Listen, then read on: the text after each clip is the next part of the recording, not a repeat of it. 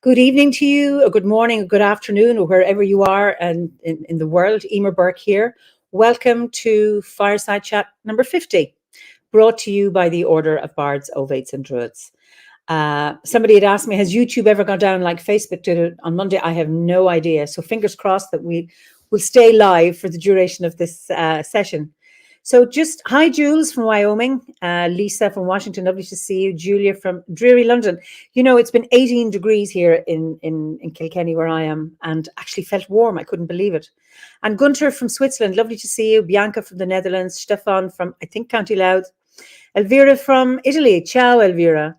And Sue, hi from Northamptonshire. Alan was my guest last week. And lovely to see you again. And Ava from Belgium, and Geno and Love from Tuscany, just sounds so beautiful. And Eric from Utah, and Tara from New York. Wonderful to see you. So this evening we go. Last week, Alan Hoskins was my guest, and he lives in Ballina, County Clare. Well, we're just going across the river to have a chat with my next guest, who's Melanie Lorien. And Melanie lives in Scariff. And of course, Alan described him on one side of the river and Scariff the other. So Melanie, you're so welcome. Thank you, Emma. I don't actually live in Scariff, but I live about 20 miles away, but very close. You live across the river from him, yes? I do. I can see his house from here. I know that sounds really weird, but I can actually see down the mountain. I can see Ballina and Killaloe from where we are. Oh, not Scariff, sorry, it's Killaloe. Forgive me for getting the two towns mixed up. It's Killaloe, apologies, yes. No. Anyway, it's just lovely to, we've got Salve says, wishing everyone humble, soulful heart intentions from a warm but damp mid-Tyrone Wildwoods campfire. Oh, lovely. Tyrone is the old name for Donegal. So, it's not. Sorry, that's Tyrconnell, the other side of the big gap, Tyrone.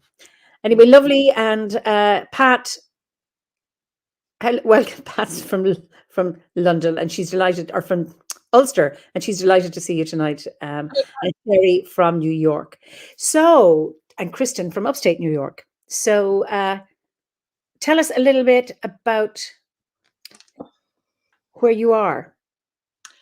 Well, as you said, I'm in County Clare, but I'm in the wild west of Ireland, but not quite as far as the sea. Most people would know the Cliffs of Moher, or they would know the Burren, which is very close. It's about an hour away from us. And we are that's West Clare, and we're in East Clare. So we're on the borders. Whereas Alan is on the borders of Tipperary and Clare, we're on the borders of Clare and Galway. So okay. I'm in Galway. Oh, lovely. We are very, very blessed to live in this beautiful place. We live in the middle of nowhere, absolutely nowhere. And above us is a bog, a beautiful bog, which has amazing wildlife. We've got hen harriers nesting. We've got whitetails, seagulls down in Mount Shannon. We have all sorts of things. We just heard the badgers eating outside the door. They come every night for dinner. And a fox as well.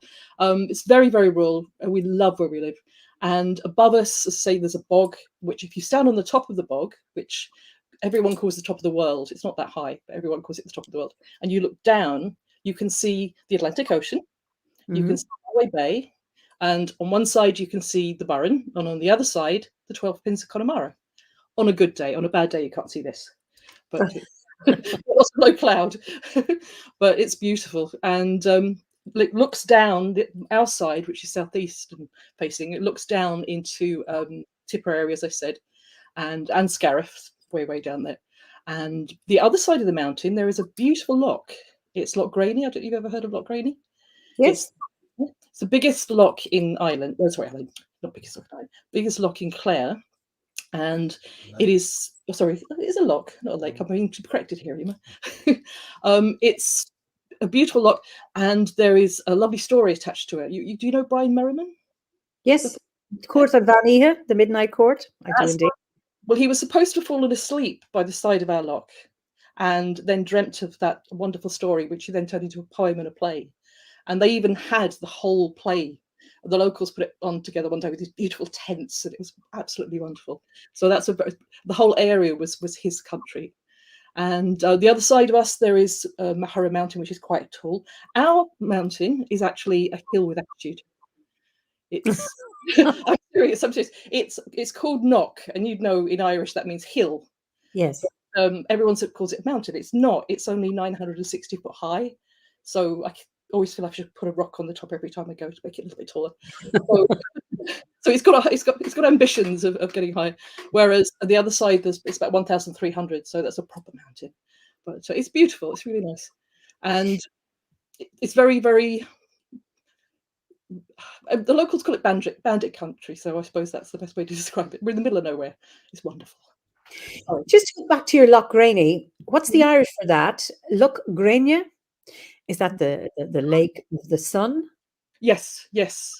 She was supposed to be. Wolf actually researched all this because he painted her, and he said that she was half divine and half human, and she was supposed to have drowned in the lake, and then she was supposed to travel down Loch Grania, the river, down to Scariff and Tuamagrania, and the Tuamagrania was a big rock that's in the middle of a little park, and that was her burial ground. So we're surrounded by myths and legends, which is wonderful. Oh, that's beautiful. That's a beautiful story. So was she green?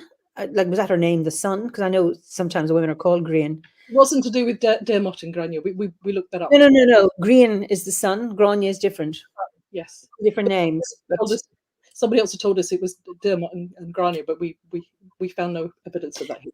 Ah, okay. Oh, fascinating.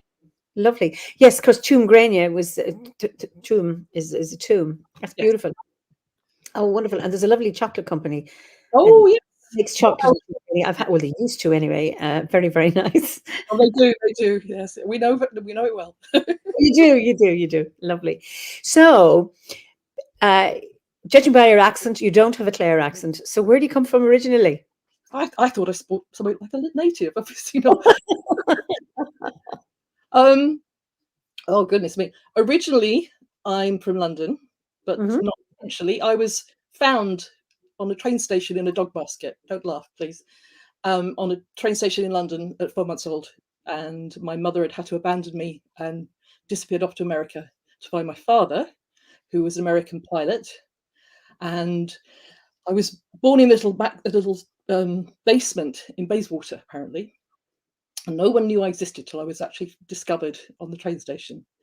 So, and she couldn't buy a cradle because everyone would know she was pregnant. So she bought a dog basket. So I lived in a dog basket, and I married a wolf. We wonder if there's a connection somewhere. So I started there, and then I was adopted by an Irish couple who came originally from Eimear Tree in Cork, and they lived in Kent. And so I grew up there, right on the marshes, very near to the Thames. And then I moved a little further away, and ended up here totally. Well, we came here on a holiday after our honeymoon, and ended up coming home with a farm, like you do. Hold on a second. You came here on a holiday and then went home with a farm. Wolf and I got handfasted in '92, and we'd gone on his motorbike to Cornwall, which was magical. And I had a 6-year-old little boy who's now 37, very, very little, and he'd stayed with my ex-husband, and when we came back, he said, "Why can't I go on honeymoon too?" And we thought, what do we do? And I'd never had a holiday with him because I was a single mum. I could never afford to do that. So Wolf said, well, we'll put him in the Mini and we'll camp. And so we drove around Rosslare and drove up to Clare. And I bought Organic Gardening magazine years and years ago. In the back was an advert for house-shaped piles of stone in Ireland. I kid you not. And Steve Symes, who runs Green Valley Properties here, you might have heard of him. He was selling all the old ruins that nobody wanted. And we didn't have any money. We didn't have a bean. We were just a bit high from holidays and honeymoons. Love. Love, lots of love, still love. And so we said, oh, what we wanted was 3 acres, its own water. And we had come up with this obscure stuff. And he just laid 3 properties down in front of us. We thought, okay, we can look, it won't cost anything. So we looked at the first place, and it had no floors and half a ceiling. And we thought, maybe not. It was horrible. And then we came to this place, and we were like, we're just looking. And my son ran down the drive and said, "Mummy, we're home." And we were. And he said, wow. Just don't fall in love with this place. He said, everybody does, and it's haunted. I thought, yeah, okay, la la la. And because that would just make me keener. And Yes. I said, why? And he said, the fairies. I said, oh, no, no, no, no, don't. This is, no, we don't want to hear this. And it was, and it is, and it still is. So we ended up falling in love, and we had 3 days to find the money, and we didn't have it. And it fell out of the sky. It literally turned up in the strangest ways. And the guy had said that everyone who tries to buy it, it always falls down at the end. So we were thinking, okay, it's not going to happen. It won't happen. It'll just dissolve. It didn't. We ended up with a farm. We came home 3 days later. We had the money for the farm, and we it was just really strange how it happened. So I always think that the house wanted us, because we definitely wanted the house, and it was a ruin. So we've been doing it up ever since. Did it have a roof when you bought it? It did. It did. It had a cow in the kitchen too. Like A real cow? I would give the cow back. She came with the house. No, she didn't, sadly. No, it was it hadn't been lived in for 40 years, and the old couple who died had no children, and so it had been passed through the family, and it ended up being owned by a farmer in Galway. And so when we first met him, we said we'd talk to him and find out what he wanted. And Wolf has very long hair like mine, and so he said, you talk to him, you look less like a hippie. Okay. It's a great big farmer. And I couldn't understand a word he said. But I still can't understand a word he said 30 years later. It's not his accent, it's him. And so I'd go up and say, so how much do you want? And he'd be, and so I'd walk away and say, did you catch that? And he'd say, no. And so I'd go and do it again and again and again. I must have done it dozens of times. And in the end, he spat on his hand, shook my hand and said, well, grand. And I thought, what have we just agreed to? And afterwards, your man said, he said you were the hardest person he'd ever haggled with. And I thought, I have never haggled in my life. We ended up haggling for a house that we didn't, and every time I walked away, he dropped it 1,000. I just should have kept walking. This is called unconscious haggling. Unconscious haggling, yes. It was very strange. He kept saying how tough I was. I thought, I'm not tough.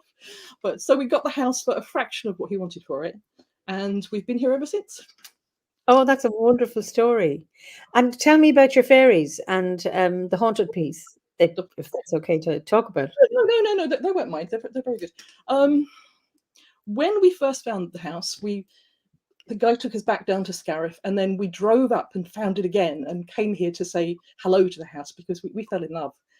And we sat in the garden and we asked permission if we could buy the house. And I think that's what helped. And we gave a little offering, and we had to climb through the kitchen window because the door was locked. So we even wondered whether it was his to sell. We were a little bit nervous at first. Oh, so you bought it at this stage? All right. No. We'd literally just spoken to the guy, and so we just came back to check the house. And it was a terrible state, but we thought, well, yeah, we're young, we're in love, we can do this. And my son, bless him, did so much building, he's now a construction manager. He's a project manager now, so it's obviously rubbed off. But we came up here and said we'd like to live here, and then we used to come back every year for a month because Wolf worked in a bank and I was a conservation ranger in a forest, so we couldn't always have all the time off, but we'd have this little chunk of time, and we'd take our son over in the school holidays, and we'd pull the ceilings down or dig up the floor or put new windows in because it hadn't been lived in. It was horrible. And so we did a lot of it ourselves. We did a little bit ourselves. And then we had a phone call from my next door neighbour who, well, we've had 10 since we've lived here, so they tend to revolving doors next door. But the neighbour said, oh, we've got some New Age travellers who are looking for someone to stay for the winter. They're friends of ours, they're perfectly safe. So, can they live in your house? And we thought, okay, there's not much there. It literally had no electricity, no water, no plumbing. The walls are this thick, solid stone. I had no plumbing, nothing at all. No toilet, no sewage. And so we said, well, it's very basic. They said, oh no, they'll put the fire on and warm the walls, because we had running water, but it was just down the walls. It was very free a weeping wall. Oh yeah, exactly, a weeping wall. Oh, you're saying that when we had the double glazing put in, the ceiling was dripping. It must have been whatever was in the beams, and the poor guy who came in saw all this blood red falling on the ground and started crossing himself like mad, wouldn't come in the door. We say, no, it's okay, it's damp, it's not stigmata. That was hilarious. So we finally we agreed to let these people stay in our house, and there was 4 of them, and they were very young. And we said, look, £5 a week if you're going to pay anything, because they wanted to pay something. And they never paid a penny, and they stole everything and broke everything and destroyed everything and were dreadful. But luckily there wasn't much to steal. And so I remember saying to my neighbour, look, they've got to go, they can't stay. And they said, well, they're not moving, they're squatting. And I thought, oh, great. And being a conservation major, I used to have a uniform, and I was dealing with confrontational situations all the time in the park. So I thought, okay, if Wolf goes and there's 4 guys, there's going to be trouble. If I go, they're not going to quite know how to handle a woman in uniform. And I've thrown drunks and druggies and all sorts out of the park, so I wouldn't have any trouble with a couple of kids, I thought. So I wrote to them and said, I'm sorry, but you can't stay in a house. You need to leave. You'd promised to leave when we were coming for the summer. We didn't mind you moving back afterwards, but we need that one little slot because we need to work on the house. And they refused. And so I thought, right, I'll book a flight over. And suddenly we got this letter back, 4-page letter, complaining about the noise, the music, the footsteps, the stealing, all the things. The house erupted, absolutely erupted. The whole house went mad. Now, whether they were taking substances, I do not know, but my neighbour assures me to you complaining about the noises in the house. No, it was them. They were freaking out. The house erupted. Once I said, you've got to move out, once I told them that, the house apparently went bananas, and the whole house went crazy. And they wrote me a 4-page letter complaining about all the problems. That's what I mean. They're complaining to you about the house's eruption. I love this. This is brilliant. It's the truth. And then we had an aircon guy, but we took ages to get electricity. And then when they finally brought the electricity, big truck down our drive. Our drive is like 1 in 7. And we said, well, you can get it down, but you won't get it back up. And he's like, oh, women, haha. And he was there for 3 days. It stopped. It broke. It was on the line where the ferry path is, and it just stopped. It just wouldn't work. And so in the end, I had to pull him up with my Land Rover. But he was like, no. And I said, it's the Fairies. And he was terrified. Please. And we've had so many incidents. We had Wolf's friend came to stay, and he helped us with the electrics, because I can do so much, but electrics is a bit beyond me. So he said he'd do the basics. And so I helped him. And Wolf was back in England at the time. And we had to walk down 2 acres, the field, which again is sloped, and fetch water. And then we'd have to come back up. And Wolf said, would you mind fetching the water? Because, I was doing it all on my own. And so he said, yeah, no problem. And he did it reluctantly. And I said to him, when you go down there, say please, because the spring is beautiful. It's like this little glen with this tiny little waterfall. You put the bucket out there and sit for 20 minutes until it fills up. And we always said thank you. Goraf mina the good Donishka. Have I got it right? Yeah. Or Frieshka. And so I always said it in Irish, and then we always said that when we threw the water out, because we had no outlet either, we'd throw it out. And the path goes out the front of our house, so we would throw the water and say that before we throw it, so we didn't hit the Fae. That was what we were told, so we listened very carefully. And this guy just refused. He thought I was bonkers. He wasn't going to talk to the spring, and he wasn't going to fetch water, and he wasn't going to do this. And then everything he did was a disaster, absolutely everything. Then we were in an empty house, completely empty. We were sleeping on floorboards, on sleeping bags. And he was going to take my son for riding lessons, because I said, just go, please go, leave the house. I'll be fine on my own. And so my son had this money for his birthday. And I gave it to him to say, well, you look after it, because he's like 8. Please look after this money, like 80 punts in those days. And he got all the way to the riding stable, and then came back and said, it's vanished. I said, what do you mean it's vanished? And my son was trying not to cry, because that's his birthday money. And I didn't have any other money I had to give him. I was thinking, what are we going to do? And I said, well, we'll search. We searched the car, we searched the drive, we searched the house. Nothing. We searched all around the house. We searched everywhere. Nowhere at all. And then I said to him, well, you've got to go down and say sorry to the Fae. Go down out to the spring and say sorry. So he reluctantly went down with a bucket and came back sneezing like crazy, like he's got asthma, or he was just sneezing continually. And as he lifted his rucksack to find his handkerchief, the money was on top. And we checked that dozens of times. We'd had the place apart, and the money was just sitting on the top as if it had been there all the time. And we were like, okay, that's fine. Things like that happen all the time here. And we've learned to be respectful. We cohabit. We've never had anything. Stephanie says these stories need to be in a book. Wow. Oh, they're And then true. Vincent wants to live in a house like this. Not with the running down the walls of the rain. And Pat It's says, love the house kicking out its own squatters. Now, actually, I like that idea. I'm very partial to that one myself. yeah.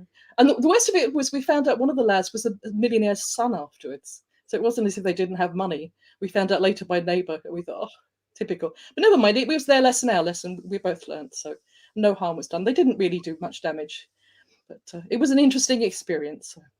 So we love Well, where we live. Ricky Gellison says, I don't know if you need a beware the house sign or beware of genius loci. But Oh, that's a wonderful story. That is absolutely, I think it's great.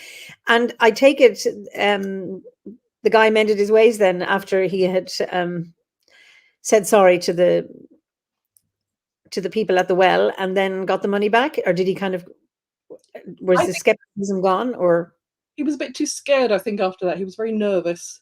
It was even my son was saying, "You've upset the fairies," and my son used to see them all the time. My son would go outside and he'd say, "Mummy, they're dancing in the field. You could see the lights dancing, little will o' okay. wisp."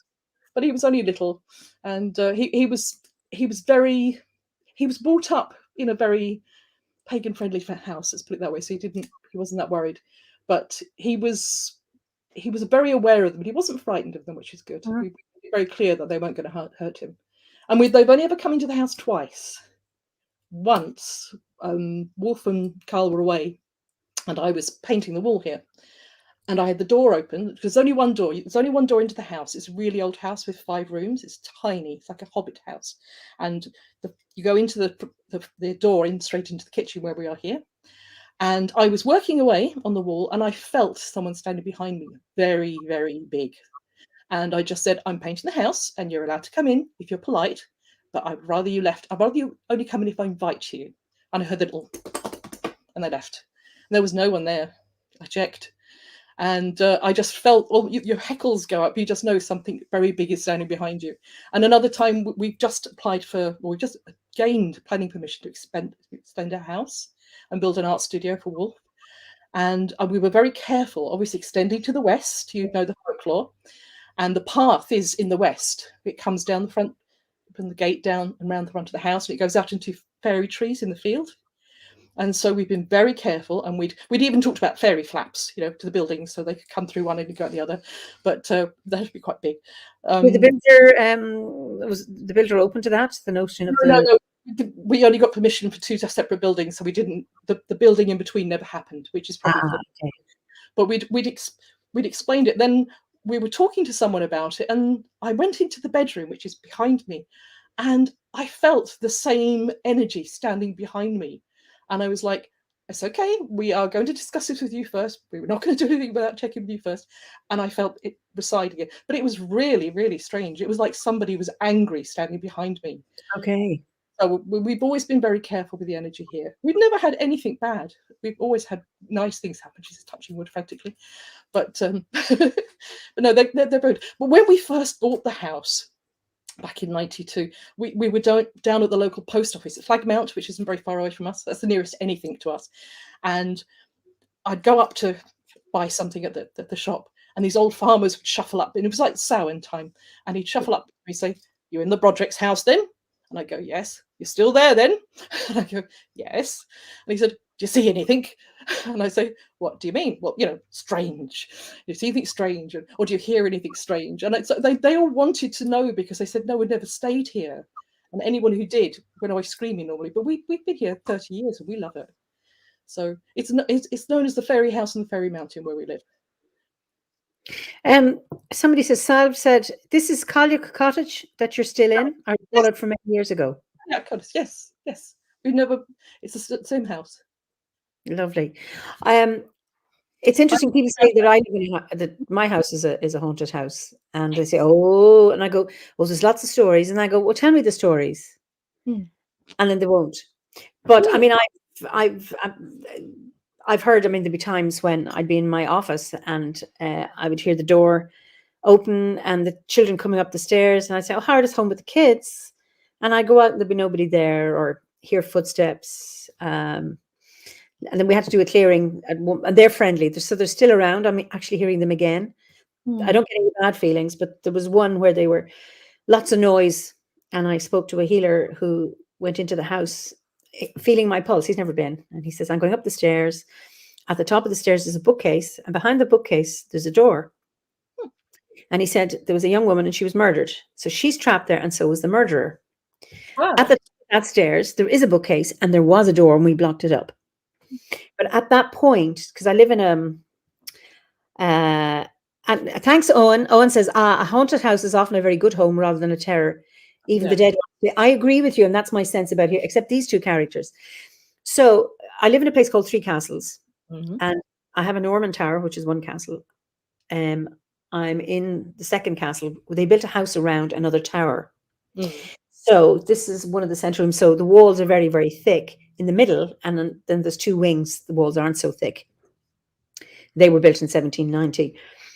But at the top of the stairs, that would have been the external wall of the tower, and there were stone steps leading from the upper floor outside.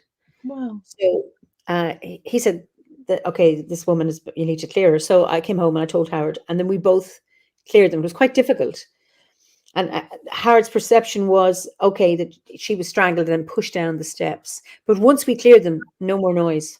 So there, occasionally, my daughter saw them, would see not those two, but others, like, why is that woman there, or different characters, but never had any bad experience. They don't often know they're dead. I do a lot of house clearing. They don't even know they're dead. We were in Skibbereen on Saturday. We were delivering the commission, the straw. Straw boy. Did you see that straw? Down to Edenstown. And we stayed in Union Hall overnight because it was a long drive. And we went to sleep, or we went to go to sleep, and I just couldn't sleep. I just knew there was something in the house. There was nothing in this room with us. And it was just a woman. I just asked her politely and asked her to leave. But I always sleep with a glass of water next to the bed if I don't know the house, because spirits are always drawn to the water and they'll leave you alone. Then I flush it down the toilet in the morning. That usually works. Because I used to teach all over the country, so I'd always be in B&B somewhere, and I get woken up in the middle of the night by some guy asking me to help me, and I think, no, go away. I have to go to sleep. I've got to get up in the morning. But the water works. The water always works. Put it next to the bed, and the spirits are, because of the underworld, the water in the underworld, it's all linked to the spirits world. So that usually works. And in England, before we moved, we had a ghost. We had two, but we had one called Gladys who lived in the hallway. And she was lovely. She was an old Victorian woman in the Victorian weeds, so she's obviously mourning. And it was an old house that used to have 6 levels, and I had the top 3 levels. And there was an old lady that lived downstairs in the basement. And she told me that there was always a ghost in that house. And no one ever stayed there very long. We were there 20 years at least. But she only appeared to men. She never appeared to women, only ever to men. And I could feel her and I could sense her, but I could never see her. And Wolf, when we were friends, he said he turned around once while he was washing up in the kitchen to see her standing in the hallway just watching him, which is really freaky. And loads of people wouldn't come near, but she was a sweetheart. And my little boy, when he was very small, used to sit at the bottom of the stairs and he'd talk to her, and you'd hear, "Hello, Shadow." And he'd be chatting away to the shadow lady for hours, and they were friends. And when we moved, he was in floods of tears. "We've got to take Gladys. We can't leave Gladys behind." She was family, but we couldn't bring her. And she didn't want to leave, so we just had to say goodbye. But it was really sad. But Gladys lived with us for years, and she was no problem at all. She was part of the family. Well, I think it's because there's a woman here, and she likes to sit and watch people. And somebody else was a cook, and somebody else has given me the details because I can hear them, but I don't see them. No, I can't see them either. But I remember once you were talking about a B&B. I was in a B&B, and the window was open, and a spirit cat, jumped in the window and landed on top of me in the bed. Amazing. I turned on the light. There was no cat, but I could actually sense it. I could feel it jump on me, and there was no cat. So that's incredible, because people forget animals can be in spirit as well. I do a lot of house clearing, and it's amazing what you find in people's houses. And I think it's been worse since lockdown because more people are in their houses for longer when they're not normally there. And so a lot of people find or discover or are spooked by something that they normally wouldn't notice. So it's been interesting the rise in people doing. And you know, it's interesting, and I wonder, just as something that comes, you know, when you're stuck in a room with in a situation with people that, like in lockdown, where you're not free to come and go, where you normally have that distance regulation between you, so you actually get breathing space, and then you don't get the breathing space because you're all together and things get very intense. And I wonder, does that happen with spirits? And you know, when you're there all the time, that they get a bit cramped as well. I just wonder. Have you seen the film The Others? With No, Nicole Kidman. It's no. fascinating. It's a really, it's very, very clever film. It's from the point of view of the ghosts who can't understand who's haunting their house. Oh, brilliant. It's very clever. I recommend it. It's a good film, and it's not spooky. Well, makes you jump. I've had, I know one friend, and when he was growing up as a little boy, this other little boy used to come in and say, "You're in my bedroom. Oh yes, yes, I've heard of things What like are you that. doing in my room?" And I mean, they chatted. There was no fear.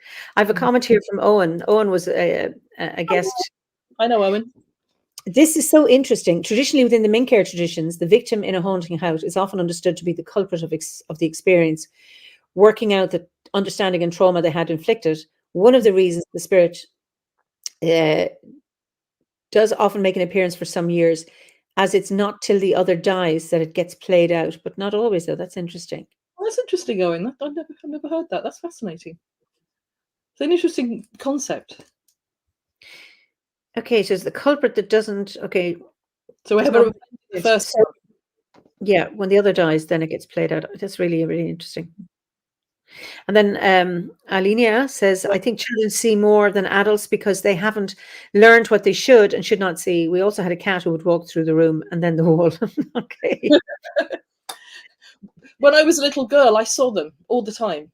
And then my parents put me in a home, like a mental ward, for a couple of months maybe, because they Really? thought they thought I was insane. I had loads of friends, but none of them were real or alive.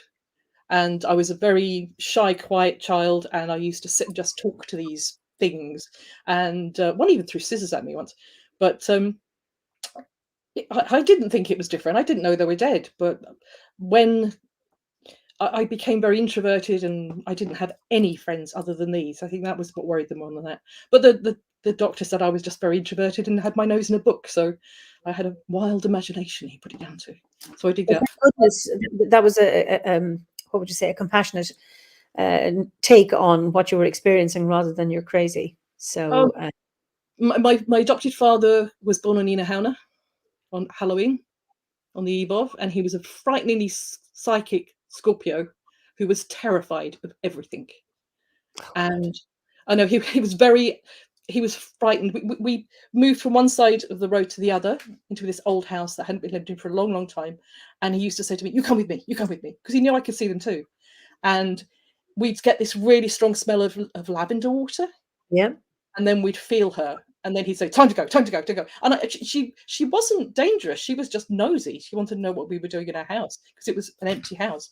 And so he used to be terrified of everything like that. So when I used to come out with all this, it used to frighten him because I think he could see them too, but he didn't want to. And it reminded me of my uncle's funeral. When I was very, very young, I was about 5 maybe. I was taken to my uncle's funeral. I didn't know it was a funeral. I had no idea what funerals were. I was very young. They'd adopted me because they couldn't have children, and they'd had their son 2.5 years later. And so he wasn't there because he was always screaming. So we left him at home. So I remember being at this place, and I didn't understand what was going on because it wasn't in a church. It was in a crematorium, I presume, looking back. But there was all these people, and they were really, really sad. And I had no idea why everyone was upset. Nobody had explained it. And I'm sitting there bored, like you do when you're 5. Yes. And then I see my uncle, and he's like at the other side of the room, and I'm thinking, "What? Hello, hello!" And he's like frantically waving at me to come over and see him. And I said, "I can't. I could be in trouble." And so he came sat next to me, and he sat next to me, and we were chatting for ages. And my mother was like, "For 5 minutes, be quiet, you're embarrassing." And he kept making me laugh. He was really funny. And what I didn't realize was he was a serious alcoholic, which is why he was always so happy. As a child, he was the only one that would play with me. He was lovely. He was really sweet. So he'd make all these funny comments about people, and I'd be sniggering, and then I'd be told off, and then I'd be sniggering again, and then I'd be told off again.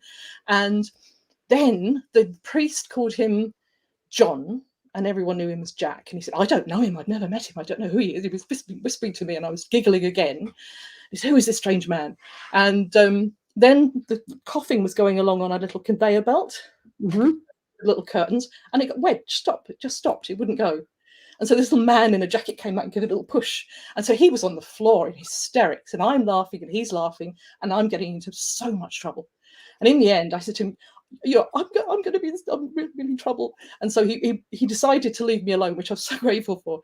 And my mother was furious, absolutely furious. And then as they were all going, his wife, Aunt Yella, was very, very tearful. And he said to me, give her a message for me. And he whispered this message into my ear. Now, I was 5. I had no idea what it meant. And I still can't remember it now. But apparently it was very adult and very personal. And so I whispered it to my aunt, and she went absolutely hysterical. That you can imagine, I was in the doghouse for a very long time. But I could see him, and nobody told me that he was dead. So I didn't expect not to see him. But I had that a lot growing up, and I was always in trouble. Always. And my grandma came to say goodbye as well, which was really sweet. She had 9 children, and her husband had died very early when she was expecting the 9th. And even though I was adopted, she was lovely. She just accepted another child. There was hundreds of children in the family and grandchildren. And they lived opposite to us, just up the road. And when we used to go to school in the morning, she'd sit in the bay windows and she'd wave goodbye to us, make sure we went to school. And I'm fast asleep in my bed in the opposite side of the road now. And I hear her voice, and I get up. She's not in the room, so I open the curtain and I see her the other side of the room, which I can't see physically. It's too far away, but it was as if she was just over there in the window, and I could hear her, and I could hear you so close. Yeah. And she said, I'm not going to be waving goodbye to you tomorrow, so don't worry. I'm still here, and I'll still keep an eye on you, but don't you worry. I'll still be here, but I won't be able to talk to you anymore. She said, be good, and I'll see you soon. And she went, and I went to bed, and I thought, okay. He didn't mean, I was about 7 or 8, I think. I didn't think any more of it. I think it was just a dream. And then in the morning, my father came in and he said, your mother's very upset. And I said, is it about Grandma? And he said, how did you know? He said, oh, she told me she wouldn't be there today. And he got really angry and locked me in my room and stormed out. I couldn't understand why it was wrong. I know. And then years later, my cousin, who lived in the same house as her, said she'd come to see him too, and told him exactly the same thing. But he didn't want to tell anyone because he didn't want to be bonkers like me. So he was about 50 when he told me that. And I thought, oh, these years you could have said. But it made such a difference, yes. Oh, yes. So I was always the oddball. But well, you've got loads of company here. Emma says, I had experiences in my nan's house when I was a child, which was the 1960s house, and no one had died there. Can energies remain on the land? They can be a house that was there before. It can be a spirit that follows you home from the shops. If you've been to a hospital, they can attach to you. Yeah. There's all sorts of things. Or it could be somebody that was just wandering through on a spirit path. There's millions of different ways it can happen. It doesn't necessarily have to be that person in the house. Yeah, thank you for that. And Salve is, when I was young, I had similar experiences with animal spirits, and I would leave my room middle of the night to go and sit in the meadow, often found watching badgers or sleep where they would play. Oh, lovely. That's a lovely thing to do. And then Hannah says, our energies were in a new build, but there used to be a bakery on the site a long time ago. So we had a baker ghost. That's really interesting. Muffin man. That's lovely. And then Kristen says, funny, my daughter has been the same since she could speak. She struggles to make living friends. However, she has tons of imaginary friends. And wait a second, and they all have individual stories and characteristics and physical appearance. I figured they disappear as she got older, but she's 14 and they're just as present as ever. She's seen doctors and she's normal in every other respect. We learn to love them all. She too is very introverted.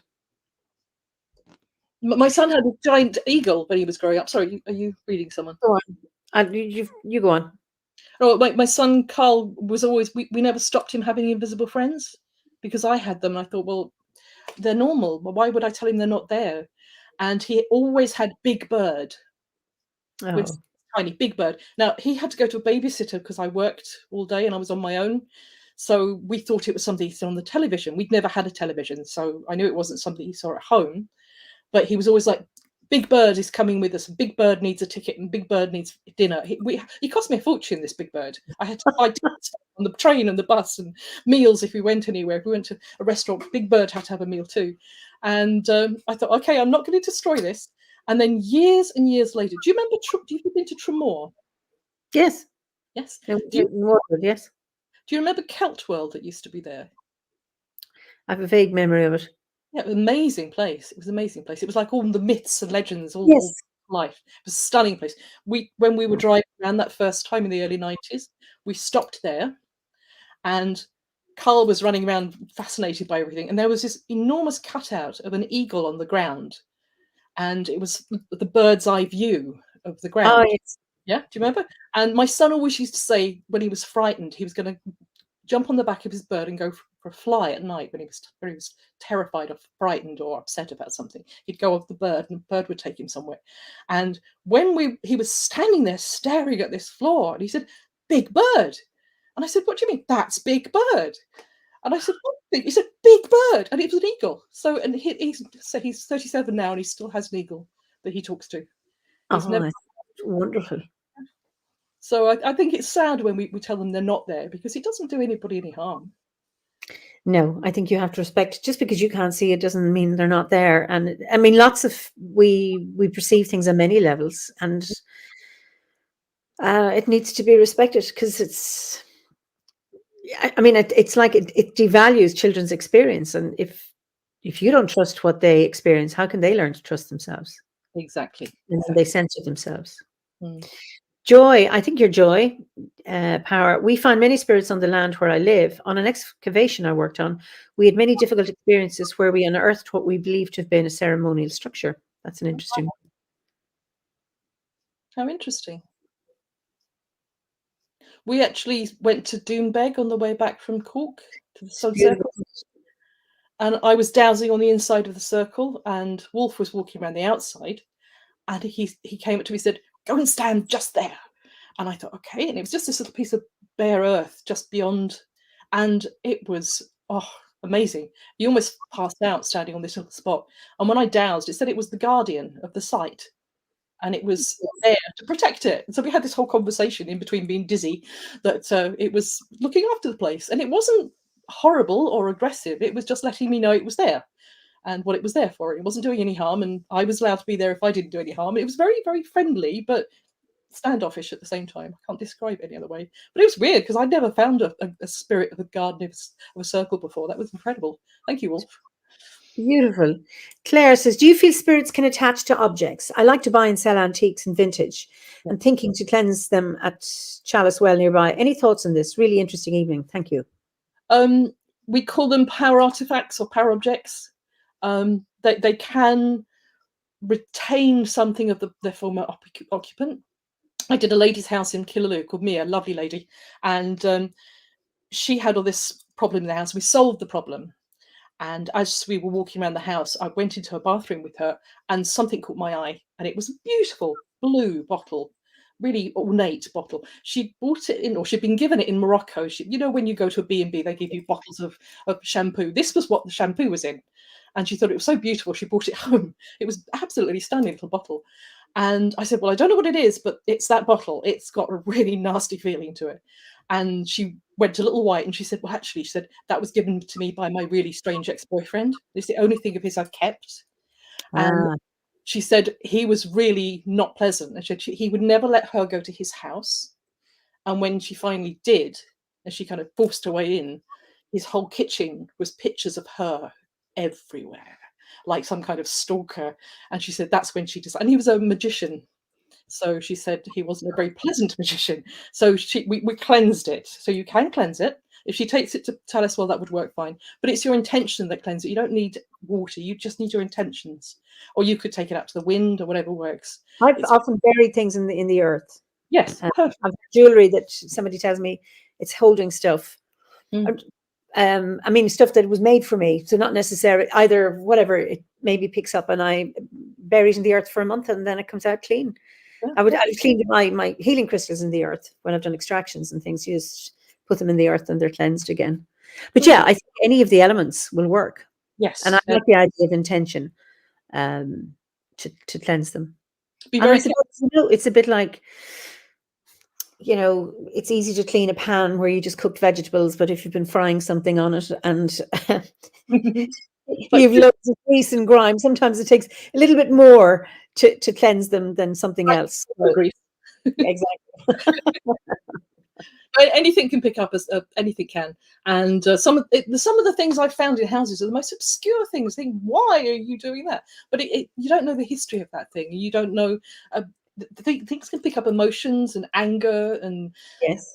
grief, all sorts of emotions, strong emotions. And there's even a theory that stones hold memories, and that some people who are very tuned in or just in the right frame of mind will walk past something. It's like a tape recorder, and it'll play a scene that was locked into those stones. There's all sorts of strange theories. I'm not sure I believe all of them, but there's definitely energies will stay in places.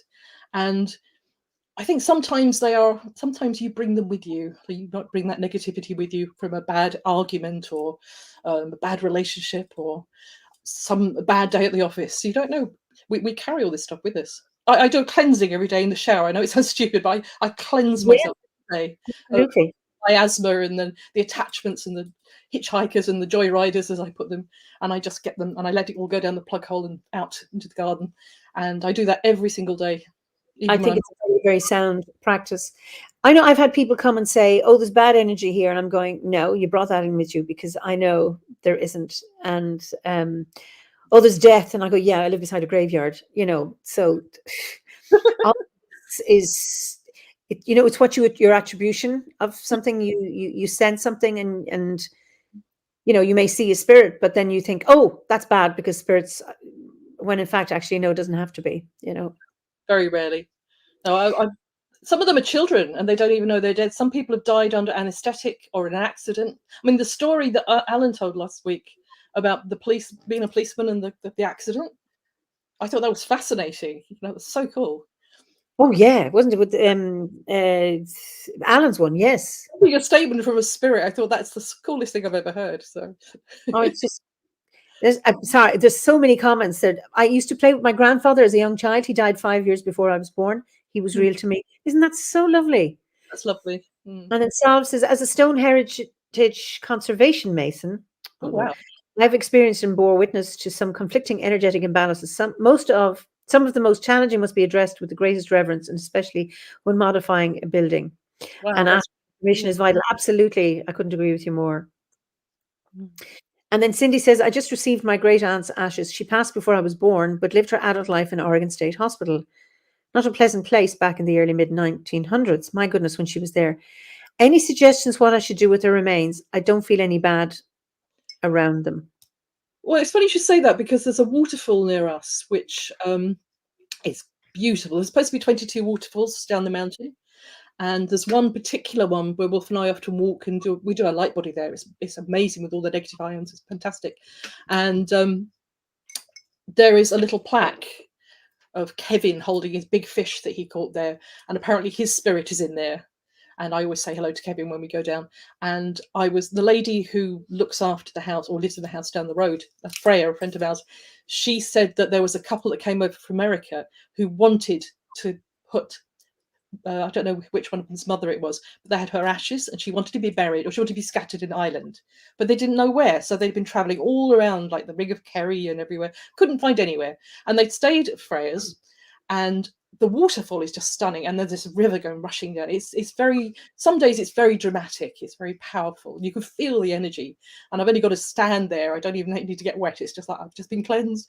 And they said that they knew that was where Betty, this lovely lady, wanted to be scattered.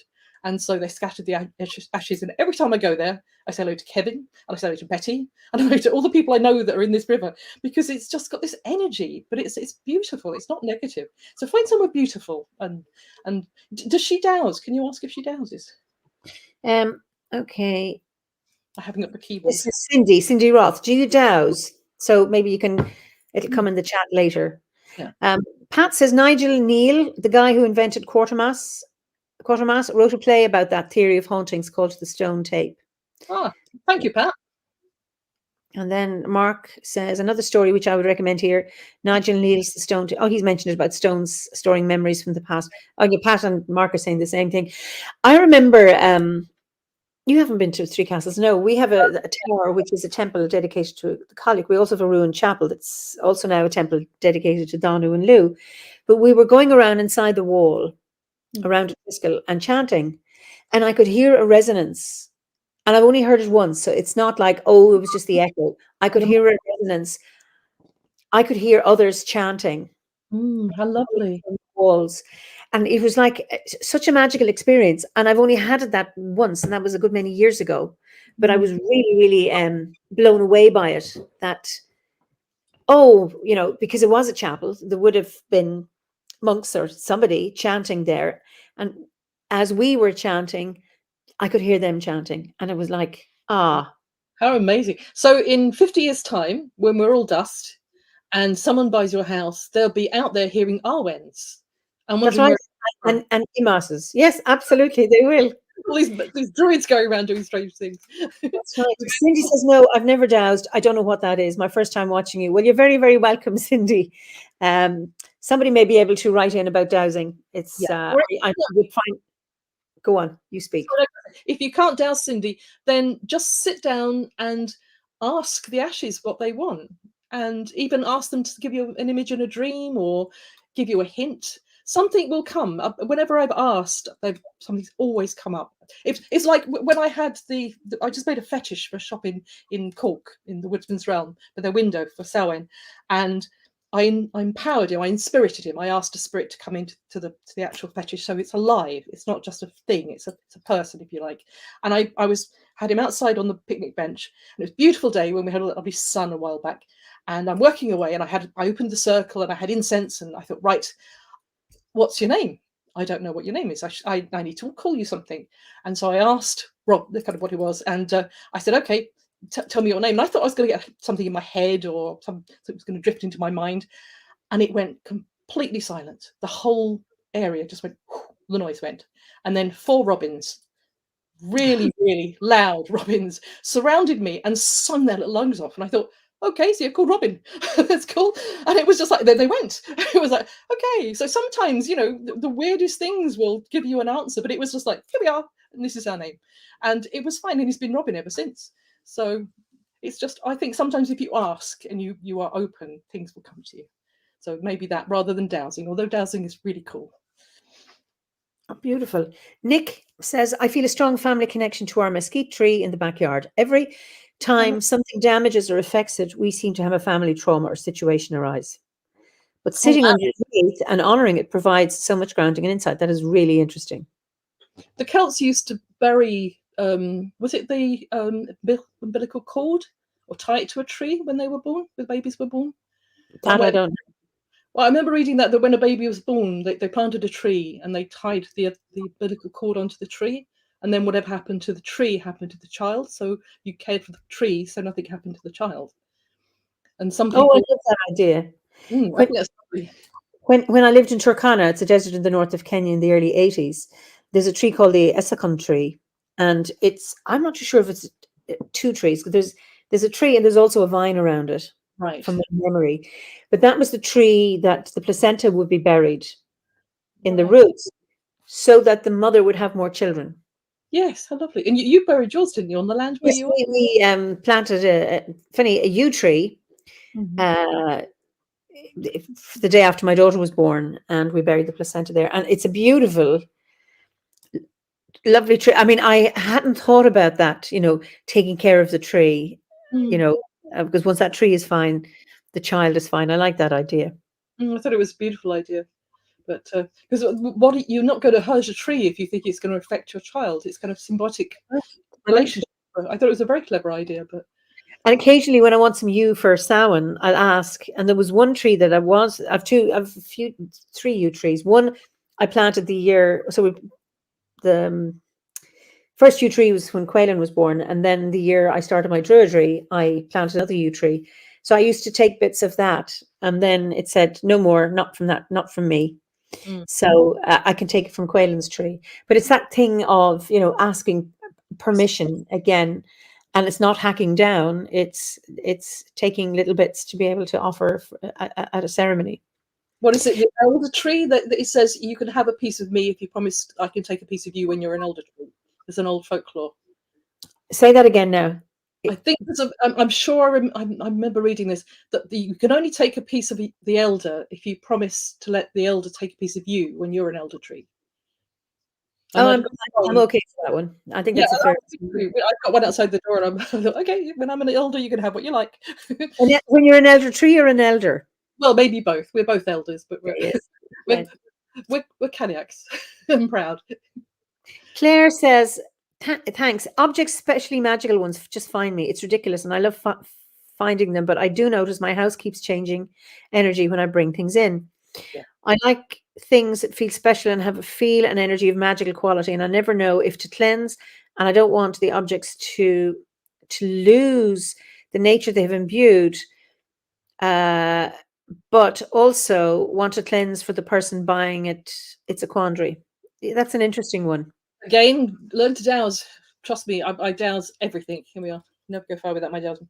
I've got rods and crystals. I bought Pat has a pair of lovely rods at the moment. I hope she's using them, Pat. Well, you know, we were off at Lough Erne, and I think she put a photograph of herself on Facebook. She says, Melanie gave me these. She says, I'm going to start dowsing. So I said, douse for water, and she's walking towards the lake, and somebody gets out of the car and says, the water's over there. Well done. So funny. It's like that. I go into Tesco's and I'm picking up everything going, is this ripe? Is this okay? Is this good for me? You can do anything with dowsing. It's so simple. And you said about spirits and children. I've never had a child that can't douse because they don't know they can't. Yeah. Whereas you get to an adult, it's like, oh, I can't do that. And it's immediately this barrier comes up as if they don't want to fail, which is just, it's sad what our society does to us. And anyone can douse. Absolutely anyone can douse. Absolutely. I taught a lady that I know through a shop I work in, and she'd been a single mum for years, and she's finally got a date. She was terrified that this wasn't going to go right. And as you know, I don't have a mobile. So halfway through the date, she wanted to call me, but she knew she couldn't. And so she said she went into the toilets and she used the plug in the sink to douse that it was going right. And I thought, yes, that's a wonderful thing. So you can use anything, absolutely anything. And of course, using what you have to hand, you don't have to have the special pendulum or whatever. Sav says, I like to think of this residual psychic resonance within stones as a variance of its journey from its initial metamorphic formation through to the ancient crafts folk having put all their hearts, pure intentions into their day's work with the stone and everything on its journey between. That sounds lovely, doesn't it? But we affect everything we touch. We affect everything we do. We touch everything. Every person we speak to, we affect. We're all energy. So everything we do is going to have an effect. I mean, it's a reminder of the importance of being mindful, you know,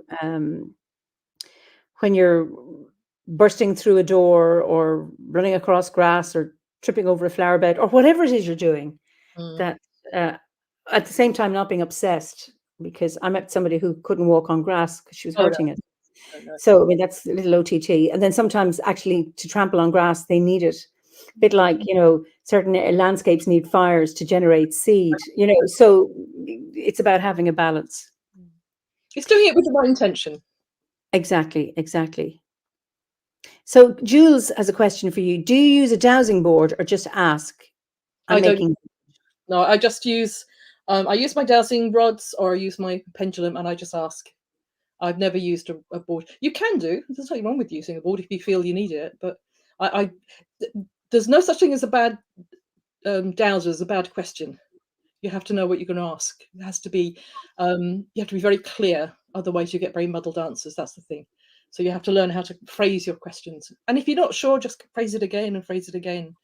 But it works. I can assure you it works. And I've done all sorts of things with it. I go into the plant shop, the garden centre, and douse for which plant wants to come with me. And the guy in there just thinks it's funny, and he follows me around. I don't know if the witch is in here again. I'm not a witch, I'll ask them if they want to come, and if they want to come, I then take him to the garden and ask them where they'd like to be planted. And it's usually not where I would plant them, but they flourish. So I give them choice.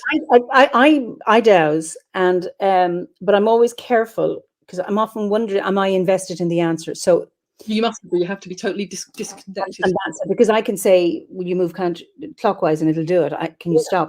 And that's just with and it's not my hand. I can actually ask it to do things. Yeah, that's but a good. You can control it. It mustn't control you. Yeah. So it's the importance of not being invested in the outcome. So, like, if I'm going to a garden center and I want to choose, dowsing is easy for me, but some things I won't ask for myself, because I think I'm too invested in what the answer might be, that because I know I can control it. If something's really important to you, it's very hard to douse.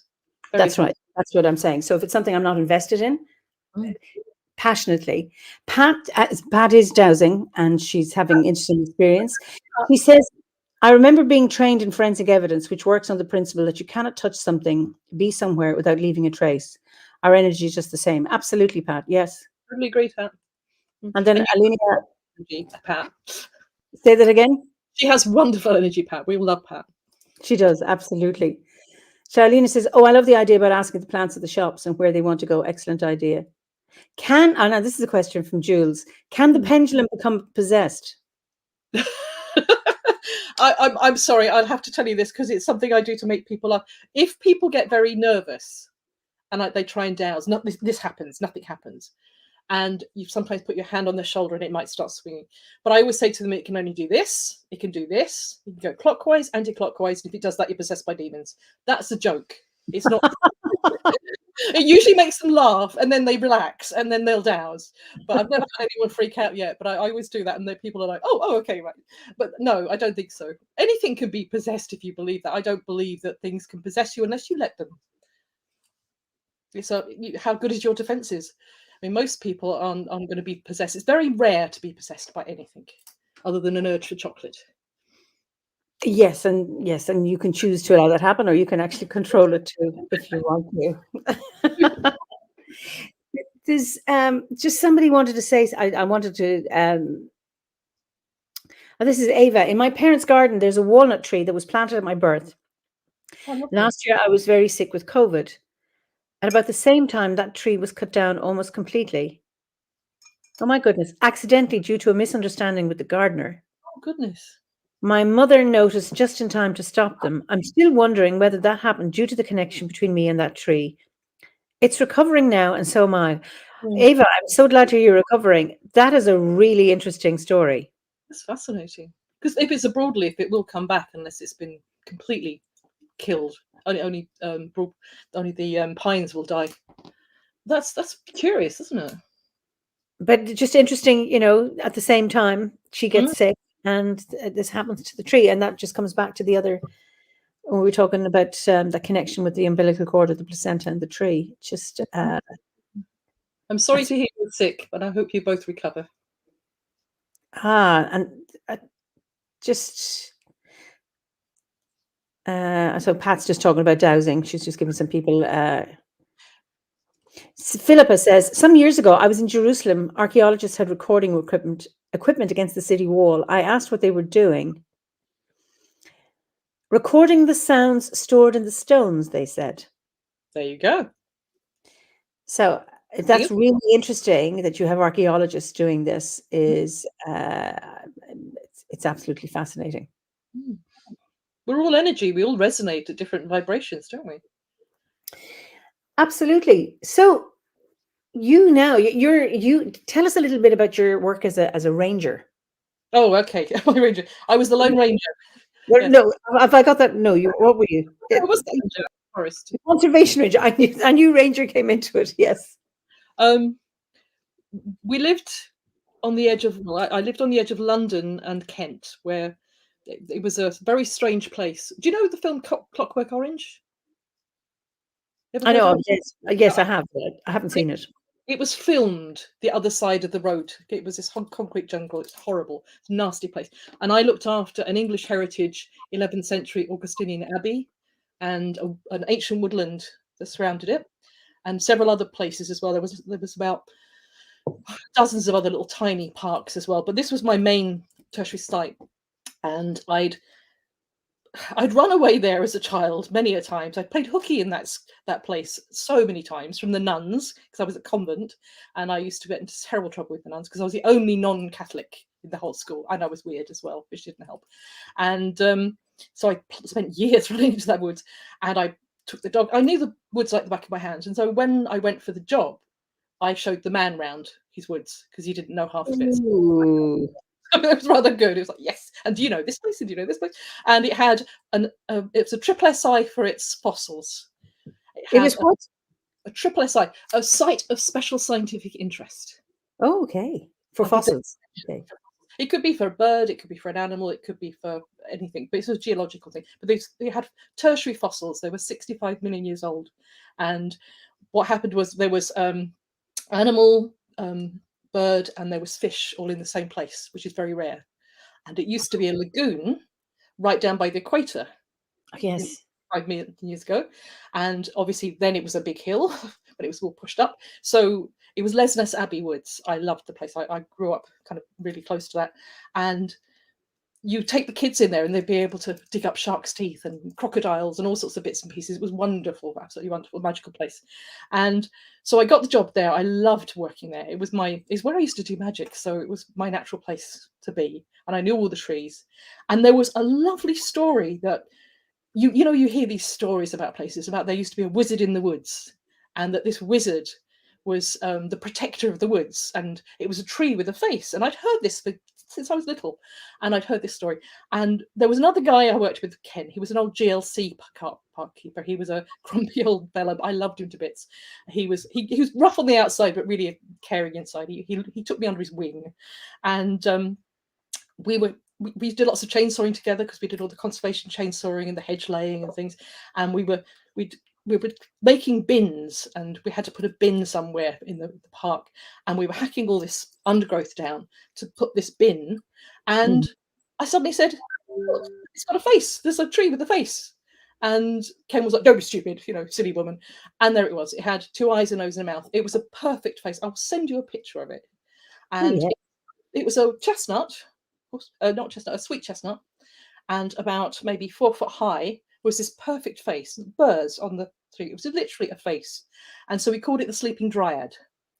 And I used to take the children up there and tell the children all the story, because I knew the story of the wizard and how he ended up being a tree.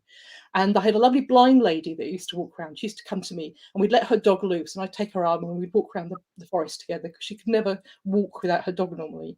And we'd chat. I said, "Do you want to see something really exciting?" And so I took her to the tree, and she was like, "Oh, it's got a face. I can feel it," because she could feel the burrs. And so she had to go up there and see the tree. She always used to say the tree. Just so sweet. She was a lovely lady. And sorry. Owen has something just to say. He had said this before you did. He put this up. I'm going to read it out.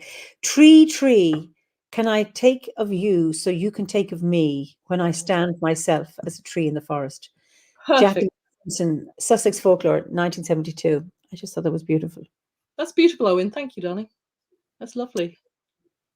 Always has a wise word, our Owen, doesn't he? He does. He absolutely does. Best hugs too. I'm missing your hugs, Owen. Oh. So sorry, you were talking there and I cut across you. No, you're fine. But we had this. The story was that in the forest, because the forest used to go all the way up to London, and in the forest there was always a tree with a face, and apparently used to move when the tree was down. It can't somewhere else. And so I take all the children, and we'd go there, and I get them to stand there very, very quiet. I say, "Okay, there was a wizard in the woods, and if an animal was injured or if a bird was hurt, they'd come to the wizard, and he would touch them with his magic wand, and they would suddenly heal." And then one day, a young lad came along and said, "I'd like to learn what you do. I'd like to be your apprentice." And so the wizard said, "Oh, I never really thought about having an apprentice." And he said, "Well, I want to learn to do magic." And he said, "Well, okay." He said, "I'll look into your eyes and see if you're to see if you're the right person. Winters of the soul." And he looked into his eyes, and all he saw was greed and selfishness and anger. And so he said, "I'm terribly sorry." He said, I don't think I can do this. I cannot give you the secrets of the staff." And so the boy was really angry and very spiteful. And he said, "I don't believe you're a wizard. I think you're a fraud." And he said, "Well, you're entitled to your view." He said, No. Show me some magic. If you're any good, show me some real magic." He said, no, I don't. No, he said, I'm not going to show me some magic. So we get all the kids excited. And then he said, well, okay, what do you want me to do? He said, turn yourself into a tree. He said, really? He said, just turn it. If you're a real wizard, you could turn yourself into a tree. And so the wizard, who was very kind, stood there and imagined roots going into the ground. So all the kids standing there doing the roots in the ground. And then their arms are out and their fingers turn into branches and twigs. And then at the very, very end, when the last little leaf comes onto his finger, his staff falls to the ground because he can no longer hold it. And the boy steals the staff and runs away. And the wizard's still there today. It's a lot more complicated what I do with the kids, but it's all the kids are completely absorbed in this story. It's really lovely. And then I tell them that they have to be very kind to animals because the wizard's still here, but he can't help anyone. So we have to help the wizard. And a few years after I started as a ranger, we had to do a chainsaw exam. And I always take the kids up, and they called it the wishing tree. So they'd go there and all stand around, hold hands and make a wish. And they came up to me and said, Miss, have you got your exam tomorrow? And I go, yes, I have. And they go, can we go and see the wishing tree? So we'd go and see the wishing tree, and they all closed their eyes and said the secret wish, and then giggled and ran away. And then I did my exam, and luckily I passed. They came back the next day and said, did you pass? Because we made the wish. And I thought, oh, I passed my chainsaw. I thought the kids were lovely there. They were really sweet. Only for those children you'd never have passed. Emma says, is the forest somewhere people can visit? I'd love to go. Yes, it's Thamesmead. Is that? Yes, Abbey Wood, Thamesmead. Randall says that was where Clockwork Orange was filmed. Yes, that's it. It's Abbey Woods, and we had some boys actually attack the tree with the face, the dryad. I came into work one morning, and the arboriculturists were there, and they said, "Sit down, we'll get you a cup of tea before we tell you." And they sliced it with knives to destroy it. And I was just angry because I thought it's for children. It's not doing you any harm. But there were lots of interesting people where I worked, and they put all this amazing stuff on it to heal the tree. And then a couple of weeks later, not only did it then have like a wink, but out of nowhere, because sweet chestnuts have really long leaves. Yeah. And out of its mouth came this long leaf, like it was poking its tongue out. And so all the kids said, it's showing that it's going to recover. And all the kids were delighted because they thought it was magic that the tree was poking its tongue out and saying, I'm now a pirate, but I'm not going to be destroyed. And as far as I know, it's still there. I've not been there for a long time, but please give it my love if you go there, anyone. Please do. The Sleeping Dryad. Yeah, and Jules' cousin said, oh gosh, I lived in Abbey Wood many years ago. So did you? You'd know the woods then. You'd know the Abbey, no doubt. Oh, that's wonderful. So you worked as a ranger, and now you have an amazing career, life path, business. I do, thanks to COVID. I can't. Not many people can say that, I suppose. I worked in schools for many, many years. For 21 years, I worked with the Heritage in Schools scheme, which, as you might know, in Ireland is this amazing scheme where people who I've got a friend who's a blacksmith who goes in and teaches them little tiny kids with hammers and things. It's brilliant. Mark Wilson, he's amazing. My friend Susanna, who's Swiss, she did lots of textiles, and I have loads and loads of different friends that go in there and teach them practical skills and teach them about animals or history, but it's all to do with heritage, and it's fascinating. It's a really good scheme. And when that stopped, I was so sad. I loved my job. I loved going. I go to a different school and different places, different countries. I saw so much of Ireland, and I met so many lovely people and so many adorable kids. I wanted to take them all home. They were gorgeous. The kids were wonderful. The children here are so different than anywhere else I've been. They're still young. They're still very, or the rural ones at least. They've still got a whole fascination for the world, and a sense of wonder. Yeah. Awe and wonder. And I taught them horticulture, and we did lots of different things, conservation, but it was always hands-on or outside, or it was making the corn, which is what I do. And when COVID hit, everything just fell apart because I did lots of events and heritage and National Museum. Everything just stopped overnight. And I was thinking, oh, okay, what do I do now? My whole business has just disappeared, and I've worked for 20 years to build this business up, and it's just vanished. And I work with Hecate, the goddess, as well as Lilith. And I have a crossroads at the end of it, or both, one each end of the lane, a dirt crossroads. I go and work at Hecate. And I went there with my dog every day, feeling kind of like, what do I do now? I don't know. Wolf was still working. Wolf was teaching remotely, so at least he still had a job. But I thought, it's never going to come back. I know how bad it's going to be. It's just not going to come back. And I did the cards and I dowsed, and it was just like, nope, something new. And I remember standing at the crossroads, and I became very aware when I first started working there that Hecate was below me, but Hermes was above me. I know that sounds really strange. You suddenly got this feeling of this energy that was above. And so I would talk to them both. And Hermes basically said, this is a crossroads, choose a new path. And I thought, okay, that's easy said. What do I do? And he said, well, what do you do best? And I thought, I love my corn. I love making things with a straw. And I'd always wanted to make magical straw items, because this is one excuse me a second. I forgot to ask you to bring some to show No, people. I haven't finished in my house. Well, this is a rattle I'm just doing for someone, but they're hollow. So the whole point is that you can put things inside. And the original, like the Kaliach I made you, the Kailach, that would have been there for the spirit of the corn. And so there are spirit houses. In effect, they're spirit houses. And I've always wanted to make magical spirits, house spirits. So I thought, okay, I'll try. And it all just happens. It started. And people like your wonderful self and Pat and Owen have supported my business. So thank you, every single one of you. I started it on Eimear last year. So it's nearly a year old. I know.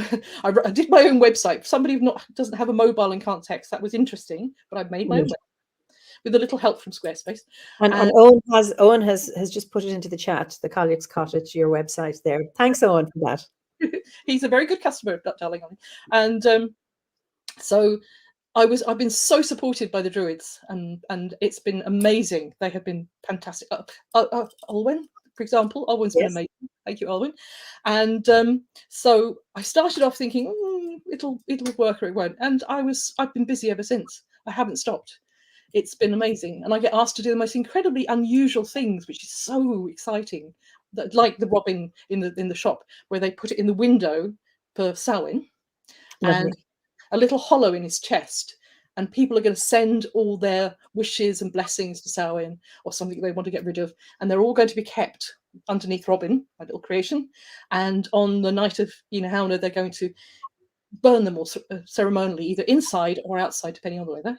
And they're going to literally send them out into the world. So they're asking people to send all their wishes to Robin. I think it's a lovely idea. So yeah, they're not going to burn Robin. They're going to keep him. No, I did worry when they said Wicker Man. I thought, oh no, but then no. I think they emailed me to say that a lady up in the north had actually asked, could she buy Robin yesterday. Okay. The first day he was in the window, and Maria had said, no, he's family, go away, leave him alone. They've got as fond of him as I am. He's very hard not to love. We've had him in the house for 2 months, and I talk to him every day. It's like my son has left home. But no, it's very interesting what people ask you to do. I've had some most incredible things to do. There seems to be no end to your imagination. Pat says Mel made the most magical awen. It's like a living being in my house, and I've seen it. Do you have any more that you could show our viewers? My darling husband will have to reach them because they're in the other room, in the bedroom. Because not only do you make the corn dollies or the corn thingies, because I remember you came and did a wonderful workshop at Éigse Spirit Celtic. I can't remember how many years ago that was. That was about 3 or 4 years ago. That was excellent fun. Thank you for that. It was, but it wasn't just you saying, okay, you get your pieces of straw and you turn it 3 times this way and 2 times that way. You actually workshopped it. You told stories. We had to get up and role play. Either the love knots, exchanging those, what happened at a wedding, the kayak, the reaping, with the scythe and all of that. You made it so alive. It was just so magic. And then it made us all like, oh, I want to make one of those. It was just magical. School that you've got to entertain 150 children in a day. My husband's just brought some in. These are. Oh, good. Hang on. Thank you, Wolf. There's a horseshoe. That's beautiful. And that's made of oats. And there's, if I pass this one over, Wolf, thank you, Mona. My lovely assistant will pass them to me. There's a cornucopia. Lovely. That's for abundance.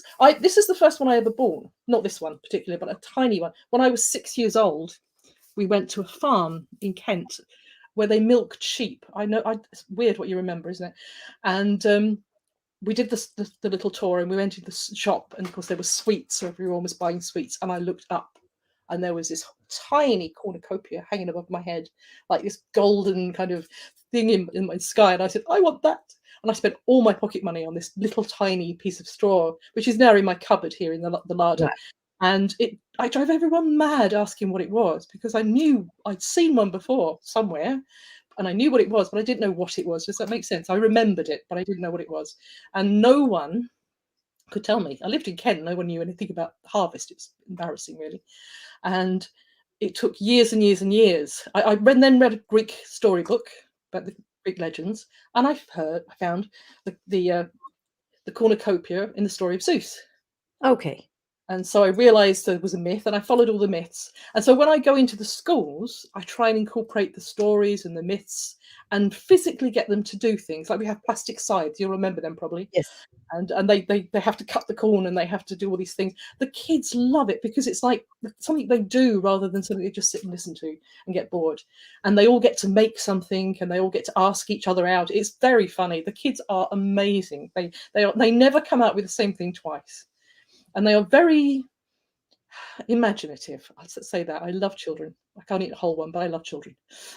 Well, the adult children at Asia, at your workshop, we all loved getting up there and doing the role play. And, it just appealed, I think, to everybody in terms of engaging with the stories, the traditions, and then making it just, regardless of what age, just wonderful. You were brilliant children, all of you. I had great fun with you. And we were well behaved. That was very good. Sal says, when I was young, my grandparents would create humble but intricate corn dollies in the corner of the harvest field and fill the belly part with gifts of berries and wild fruit in honouring the harvest goddess. That's beautiful. Beautiful, thank you. But we don't do that now. We forget to say thank you. And it's important that, the earth gives you all these things. You should say thank you to it. It's very important. And there's the myths and the stories behind it just fascinate me. I belong to the International Guild of Straw Craftsmen. I write a folklore corner in their magazine, so I try to talk like the horseshoe. I talk about all the stories behind the horseshoe and get people to pass in their stories as well. So I'm trying to keep them alive. Funny, Alina says, I wish I had your gift. I told my niece about sea foam and mermaids, and now she won't let her children touch sea foam. So do you have a myth you'd like to share in terms of one of your creations? Oh, goodness me. Thank you for warning me. Myth, let me think. I suppose the cornucopia is easiest because it's the one that's well known. It's one I tell the children.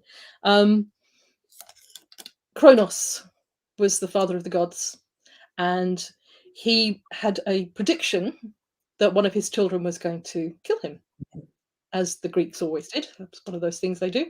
I think the only myth in Greece that ever ended well was Theseus or Perseus? No, it was I'll remember in a minute. It's the man who made the statue. Pygmalion. Yes. But so he had this myth, he had this premonition or story that one of his children was going to kill him. So he decided that every time his wife presented him with a child, he would swallow it. Mm-hmm. The kids were all horrified by it.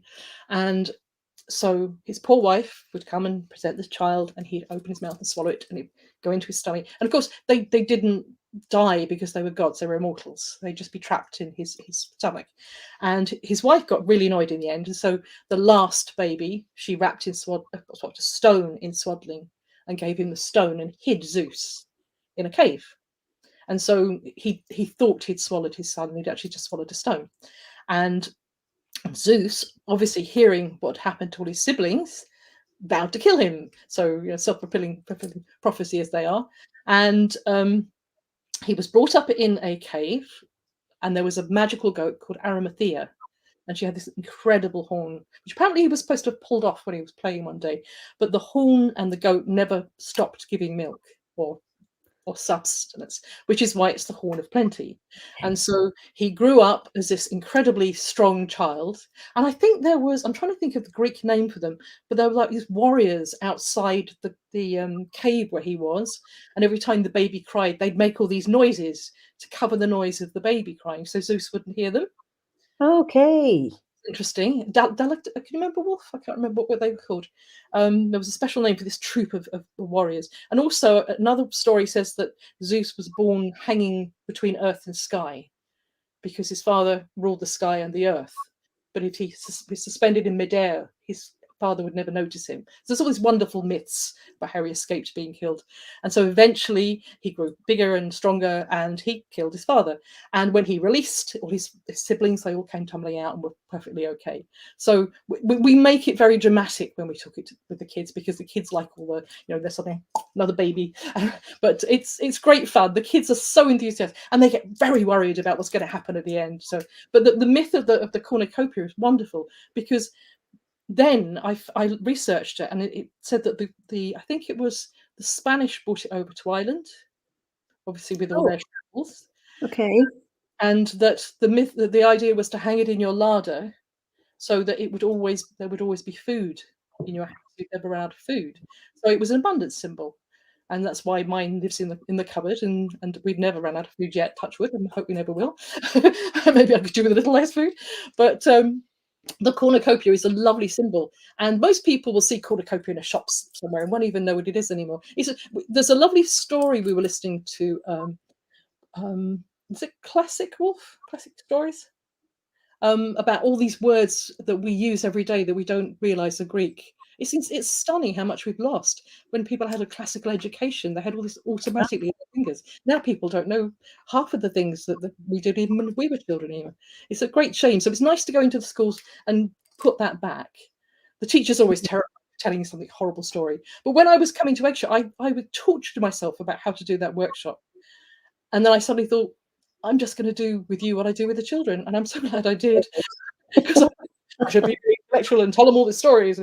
But no, it was much more fun having you all running around in silly hats. And it was great fun. Thank you for inviting me. It was lovely. Oh, it was just a pleasure to have you. And of course, you were a year late. Do you remember? We'd asked you the year before. So you were well worth waiting for. Jules has, what are the corn cones worn over the face at harvest time? Are they the mummers? I don't know if that's what she's talking about. Might be straw boys. Strawberries, I have one over there. I made myself. Excellent, well done. That's at the museum in Ochakilly. Oh yes, I know the one. Yeah, with Jim. I've taught there. Yeah, they're very nice up there in Fermanagh. The straw boys were for weddings, and I do this with the school. I get some of the boys and I take them outside the classroom. And I had lots of girls' clothes, so they had to put the girls' clothes on, like skirts and shawls. And technically speaking, they would have blacked their faces. They can't really do that in a school, so they would hide, and they'd wear the hats. And then I'd have a wedding going on in the classroom, and I had the children being married, and one boy was the priest and did the whole mass for us, which was quite entertaining. He got very into being the priest with a collar, and it was very hilarious. But we had the bridesmaid and with the bride and the groom, and we sat at them all at the wedding. And then suddenly there's at the door, and the man of the house has to go to the door and open the door. And there they are, all these very strange people covered in straw wearing girls' clothing, and they have to do a funny voice as well. And the children are so funny doing a funny voice. They'll make these really high-pitched noises, and they have to hide their voice because they're trying to disguise who they are, because the boys who weren't invited to the wedding, they were the bold boys that were never invited to the wedding. So because of that, they have to go in disguise. So they're guising, and so we talk about what guising is. And so all these boys would come in, and they'd all be very elaborately dressed, and they'd often have a fiddle, or they'd have a drum, or they'd sing, or they'd do something, and they had to earn their supper. So they had to actually come in and entertain the guests, and the guests would spend all their time trying to guess who they were. And then the head straw boy would then dance with the bride to bring her luck. And then all the other straw boys would have to dance with the bridesmaids to bring them luck. So they'd be the next bride. So there was a big scrabble to be the next bride. So we'd be because it was a little tiny place and it was the most exciting thing that ever happened, to have a wedding. And so the children get so into it. It's hilarious that we have 30 children running around being priests and straw boys and brides, and it's good fun. And then we actually get the straw boys to say goodbye. And I explained also that sometimes they do tricks. And in Clare, I've interviewed a few of the straw boys. One troop of straw boys, now they come 2 weeks after the wedding. Young couple went to Spain on their honeymoon. When they came back, they opened their front door to find their whole furniture gone, astroturf, and a cow. Or was it a sheep? No, it was a sheep. A sheep in their living room. And another couple came back and found a tractor in their living room, which they dismantled and put back together in the house. Okay, so is this recent? Well, this is like 10, 20 years. I've heard all these stories over the years locally. Oh my God, that's recent. Go on, yeah. It's very recent, but they were tricksters. They do things to make people, and it was the one with the tractor. The husband was upset that it had to go. Apparently, he was more upset that they actually did it. I don't think the wife was that impressed. But imagine coming after 2 weeks and jet lag and everything. You open your door to that. I mean, the kids they always thought that was hilariously funny that somebody would do that in their house. But the straw boys would then leave. And then they'd go outside and they'd decide whether they'd had a good wedding or a bad wedding. So they'd put all their heads together. So all these little hats would go together. It was a very little huddle of hats. And you'd hear this whispering. And they'd decide. I wouldn't tell them what. I'd say, well, you decide whether you had a good one. Was the beer good? Were the girls pretty? Did you like the music? And they'd all make their own decisions. And if they had a good time, they'd put all their hats in a big pile. And I said, what do you do with them next? And for 21 years, I've never had any answer other than burn them. Kids just know what to do. You burn it, so you destroy all the negativity. It's fascinating. I've never been at a single school where they've not said automatically, we burn them, miss. Wow. It's it's just like we put them together. What do we do? We burn them.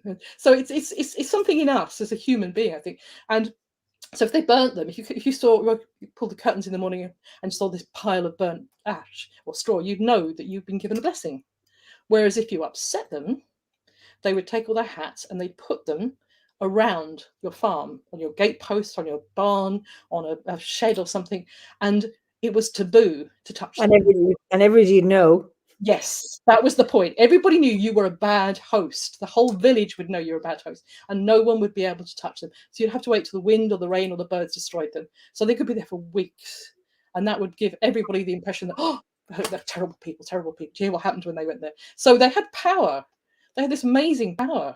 And the kids think that's an amazing, great thing. You can kind of like upset someone or please someone. So just showing them the power in the past, because we don't have that now. We don't do this now. And lots of people remember the straw boys coming to the house and dancing. And then you have the biddy boys at St. Bridget's Day. And I made hats and sent them to Canada to a troop recently, just before lockdown, which was lovely. Are the hats the same?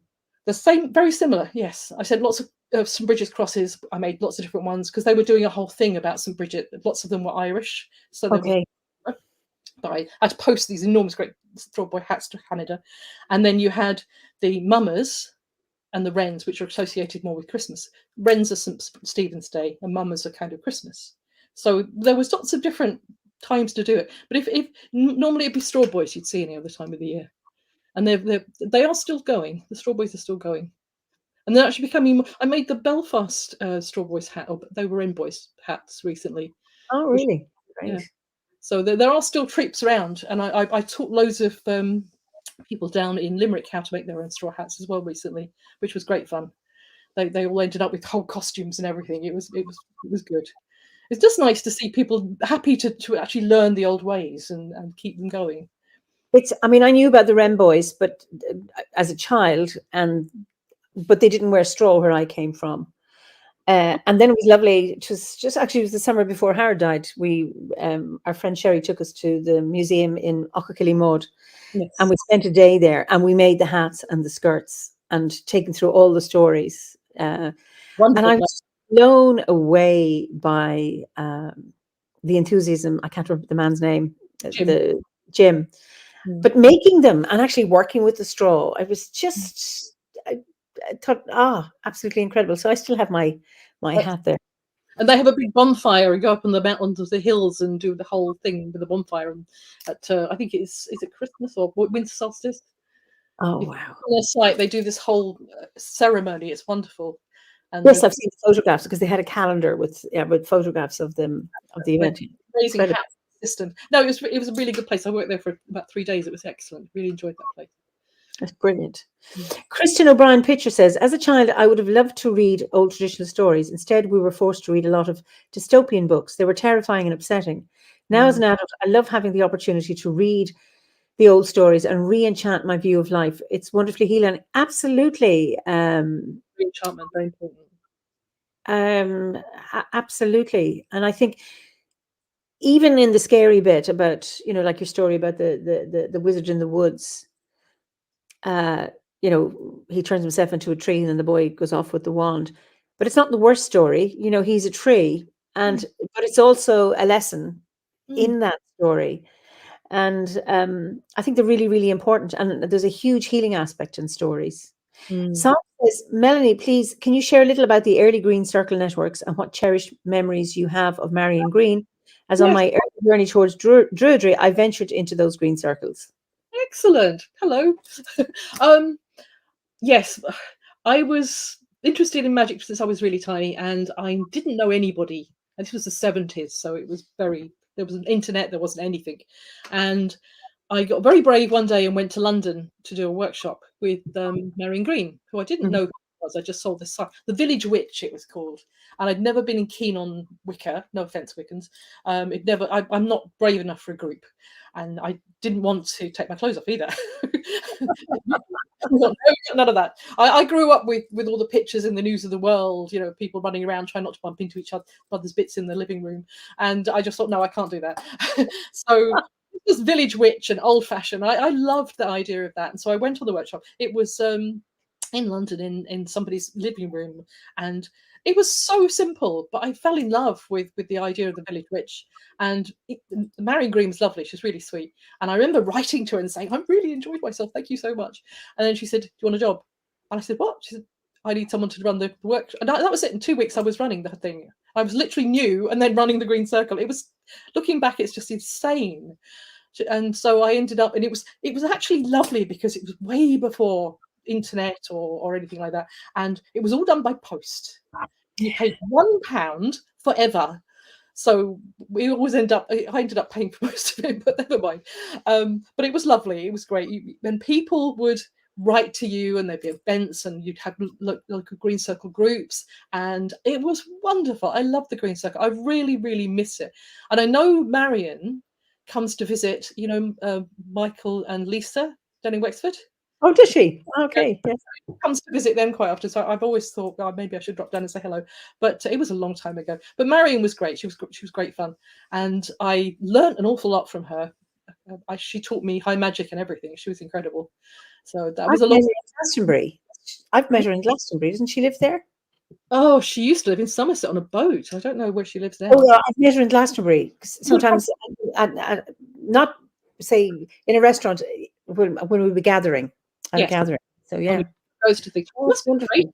She's an incredible woman. She's really good, and I learned so much from her. And I remember I had someone who said he was a Satanist write to me because I was very young still. I was in my 20s. I had no idea what I was really doing, and I just loved the community. It was like the Druids. There was this amazing Green Circle. Yeah.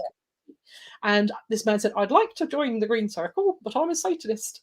And I thought, what do I do with him? So I remember phoning Marion up saying, well, what do I do? She said, tell him to complete his application in blood, all of it. And then we won't hear anymore. I didn't, but I know that's the kind of thing Marion would say. And I thought, okay, maybe I just won't. I didn't do that. I just thought, I can't do that. But she had a high sense of humour, so luckily I didn't follow up.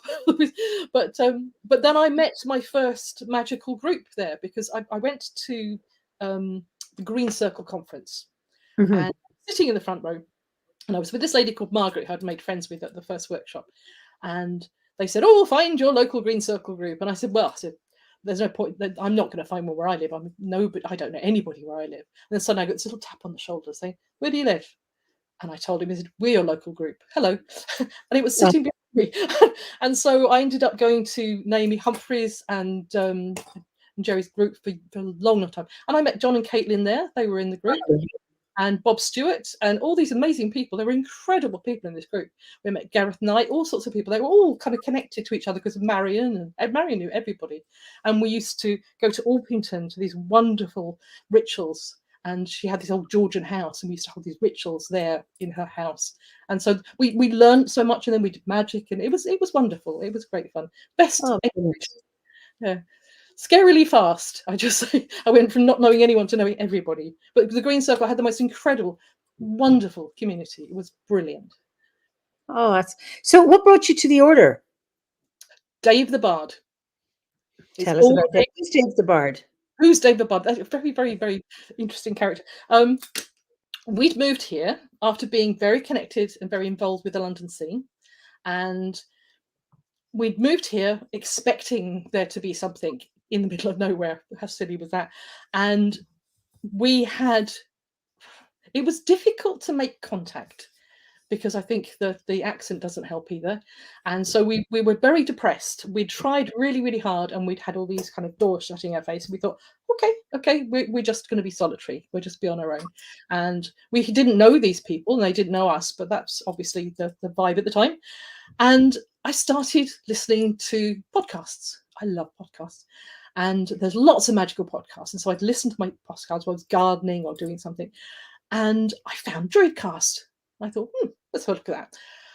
And I listened to it, and Wolf came home to work, and I said, you've got to listen to this. It's brilliant. And so he listened to it, and then we joined. So it's all Dave's fault. We literally listened to 2 episodes and joined, I think. We thought it was wonderful. The talky bit in the middle and the music. Yeah. Dave's banter. It's just lovely. We loved it. And so we met you at our first gathering in Glastonbury. Well, that was only my second gathering, because I remember you and Wolf looking dramatic. So I thought, oh God, they've been holding sticks as we entered into it was at the tour, wasn't it? It was.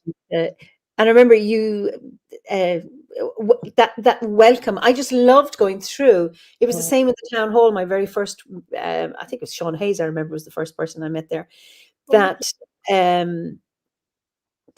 just entering somehow these two staffs creating this doorway of welcome and a welcoming space. And so many people are saying that's how they joined the order too. Alan and a few other people have mentioned Alinia and others. It's so it's lovely that Dave has been the link to the order. But that's how I remember meeting you there, and it was so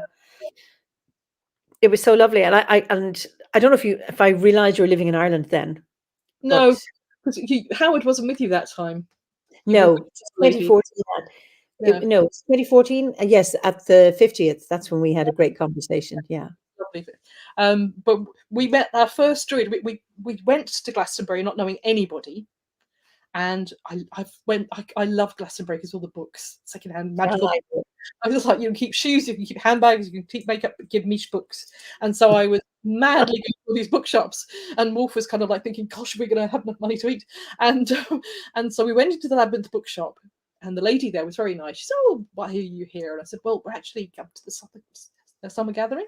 She said, oh, you're OBOD, are you? And suddenly there was a big pile of books next to us. This mad head shot up and he said, oh, hello, are you druids? And we said, yes. He said, good, come to tea. It's the first druid we met. And he was wonderful, absolutely wonderful. He was really, really colourful character. And he dragged us out to tea and buns and introduced us to everyone. So we felt like we knew everyone by the end of the time we went home. It was pretty sweet.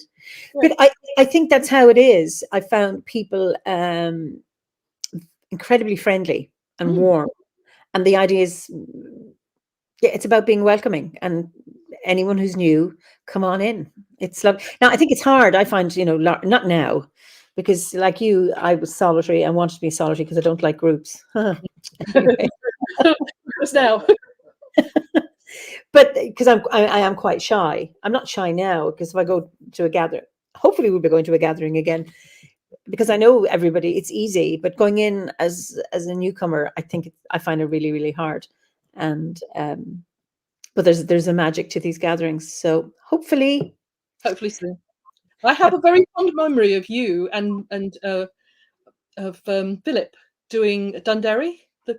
You were you there in Dundee? I was there, yes. And I thought it was wonderful. You did this beautiful storytelling with your harp. Yes. And it was brilliant. And the next day, because we came to do days, didn't we? The second day, I was talking to this lady, and she said, Mother of Dragons, is she coming today? And I said, Who's talking about you? She thought you saw Khaleesi, the Mother of Dragons, because of your hair. And I've never been able to think of you as anything but Mother of Dragons ever since then. That is really kind. I usually correct them and I say Grandmother of Dragons. Oh, you are the it's just the way she was. She couldn't think of your name, but you were Mother of Dragons. So I just thought that was wonderful. So I don't think people come up to me and say that, of all ages. It's quite funny, but very good weekend. Thank you. That was excellent that weekend. Oh, that's good. I really enjoyed. That was the first time Philip and I worked together and on Druidry in Ireland. It was lovely. You had to rush off to do an interview in Dublin afterwards. I remember you telling me. I did. Yeah, that was a really tough interview because I was the only non-academic. There was doctor this, doctor that, doctor the other, and they were kind of dissing, Druid. Not quite. I thought they were going to ask me about what it's like to be a practical Druid, but they kept it to evidence. And hi, Ruth. There's Ruth Marshall. She's just here. Lovely to see her. You know Ruth? I do. She's an SE group and my dear friend for many years. Hello, Ruth. Ruth and I shared storytelling in actually at the Spirit of Folk Festival. I think it was in 2012. So I went to her storytelling, but what was really nice, we did some karaoke together, and that's my first time ever doing karaoke. She told me, and I've never done it once, and I'd love to do it again, but I haven't had an opportunity. I have to organise that, Ruth. Yes. Yeah. So anyway, you've run out of questions, have you? I've it's like been some of the South is so wide a spectrum, spectacular, eclectic chat. Oh, sorry. So everywhere. It's been absolutely fascinating. I've just really enjoyed it. No apologies. Now you're also an astrologer. I'm keen on astrology. I'm not a professional astrologer. I love astrology. And you would be Leo? Who told you that? Yes, I am a Leo. you come over as a Leo. My son and my grandson are both Leos. So, and my favourite singer is as well. Sorry, your favourite? I have a thing for Leo singers as well. What do you? Kate Bush is a Leo. Leo? Okay. And Tia from Incubus Succubus is a dear friend. She's a Leo. They are just natural performers. They're brilliant. I love Leos. They're fascinating. We are. Funny, Howard was a Leo, and his first wife used to say to him, "Come on, you act like a Leo. You're quiet and shy and retiring." And he'd say, "Well, I'm the lion that's sleeping under the tree, and I'm the lion on the rock, But I'm almost Virgo. I'm on the cusp. I'm the 20th of August, so there's quite a bit of Virgo in me. Some would disagree. It's all my house, but there's a part of me that's really tidy or really untidy. I have a great tolerance for untidiness, but I color code my clothes. Yeah. So I do that, and then I can live around. I can live in clutter. Steph called me. What did she call me? A feral housewife. I've passed that on to Pat Booker. So listen, it's time to end, and Pat says do a sequel. Would it be lovely? And then so we've lots of questions, guys. We got lots of questions. Brilliant. But we need to end, and it's been such joy talking to you, Melanie. I've really, really enjoyed it. Thank you. You've been an absolutely wonderful guest. Thank you. And can I say goodbye to everyone, all the lovely people out there, especially the Green Circle people from a long time ago? Wonderful. So I'm going to say good night to you, but hang on there, and I can chat to you afterwards, because then we can go and look through the comments. So thank you so much, Melanie. Go raibh maithí good, agus slán go fóill. Slán go fóill.